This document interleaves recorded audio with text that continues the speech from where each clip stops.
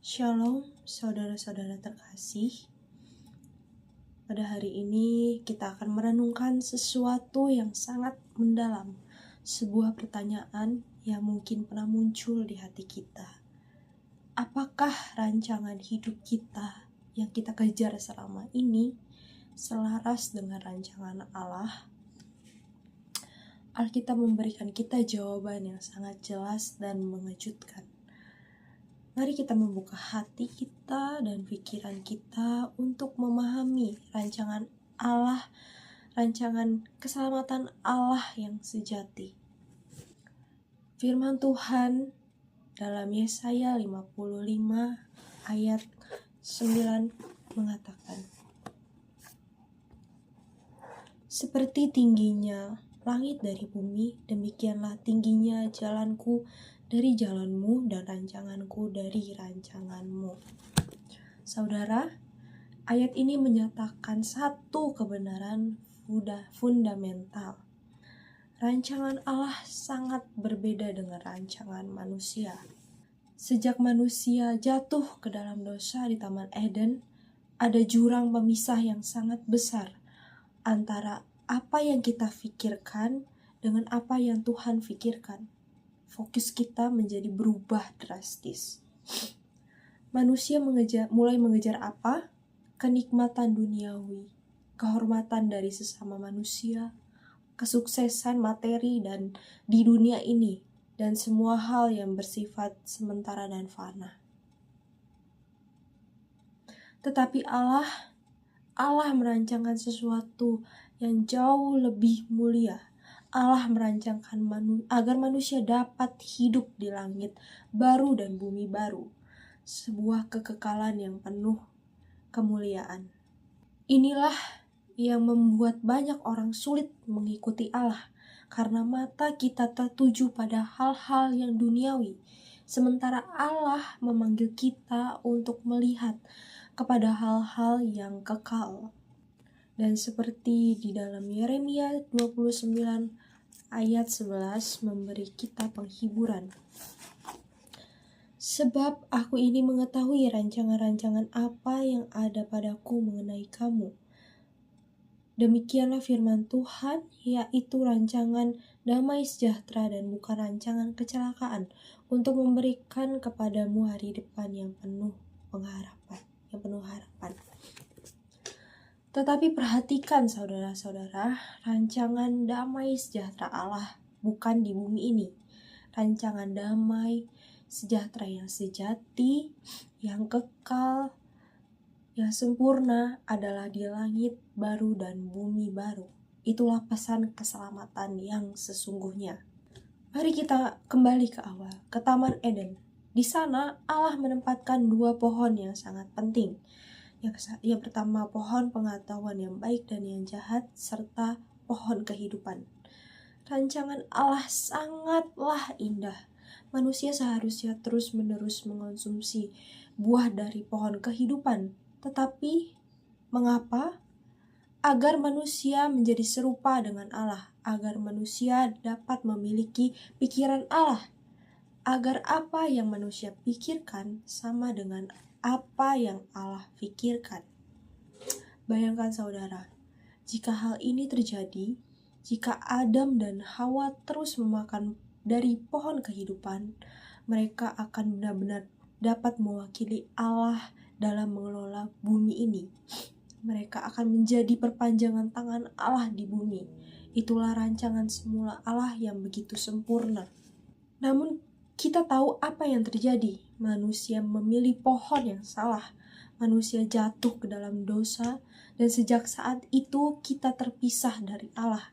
Pikiran kita menjadi gelap dan fokus kita menjadi salah arah. Tetapi Allah tidak menyerah terhadap manusia. Saat ini, di zaman anugerah ini, Allah ingin mengulangi rancangannya. Allah ingin mendamaikan manusia dengan dirinya, dan jalan untuk itu adalah melalui Yesus Kristus. Yesus hadir ke dunia ini sebagai juru selamat yang menghapus dosa dunia melalui pengorbanannya di kayu salib. Jurang pemisah antara manusia berdosa dan Allah yang kudus telah dijembatani.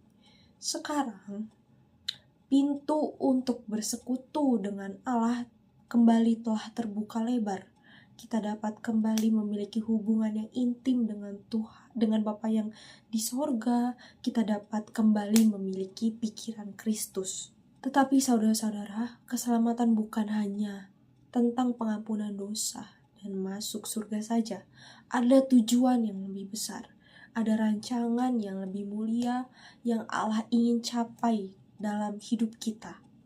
Untuk mencapai tujuan keselamatan yang penuh, Yesus memberikan kita kunci yang terdapat di dalam Matius 6 ayat 32-33 yang berbunyi demikian, carilah dahulu kerajaan Allah dan kebenarannya, maka semuanya itu akan ditambahkan kepadamu.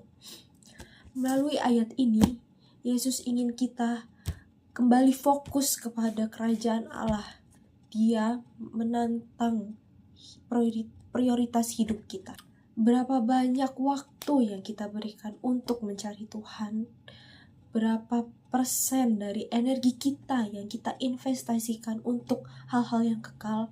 Atau apakah kita menghabiskan seluruh potensi kita 100% dari waktu, yang tenaga, dan pikiran yang diberikan Tuhan untuk mengejar hal-hal duniawi yang sementara? Saudara, ini bukan berarti kita tidak boleh bekerja atau mengurus keluarga. Bukan itu maksudnya. Tetapi ini tentang prioritas. Ini tentang di mana hati kita tertambat. Ini tentang apa yang kita utamakan. Allah memanggil kita untuk memberikan lebih banyak waktu dalam mencari Dia.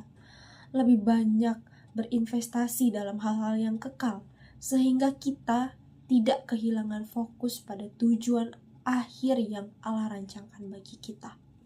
Apa tujuan akhir dari semua ini? Kita masuk ke kesimpulannya. Agar kita dapat menjadi rumah Tuhan, agar Roh Kudus berdiam penuh di dalam hidup kita, agar kita benar-benar menjadi bait Allah yang hidup. Dan pada akhirnya, di penghujung zaman, rancangan Allah akan tercapai sepenuhnya, yaitu kita akan memerintah bersama Yesus di langit baru dan bumi baru.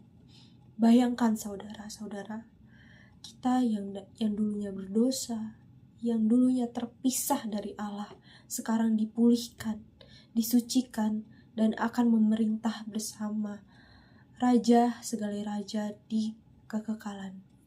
Saudara-saudara terkasih di dalam Tuhan, ini bukan hanya sekedar hayalan, ini bukan dongeng, ini adalah janji Allah yang pasti. Ini adalah rancangan keselamatan yang sesungguhnya, yang sejak awal Allah rancangan untuk kita manusia di bumi ini. Jadi, hari ini mari kita periksa kembali hati kita. Apakah kita masih mengejar hal-hal yang sementara, atau kita sudah mulai mencari dahulu kerajaan Allah? Jangan sia-siakan hidup ini untuk hal-hal yang akan berlalu. Mari kita hidup dengan visi yang kekal. Mari kita hidup sesuai dengan rancangan Allah. Karena saudara-saudara di dalam Tuhan, hanya di dalam rancangan Allah lah kita dapat menemukan damai sejahtera yang sejati dan tujuan hidup yang sebenarnya.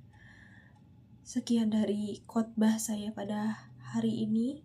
Terima kasih, Tuhan Yesus memberkati kita semua. Amin.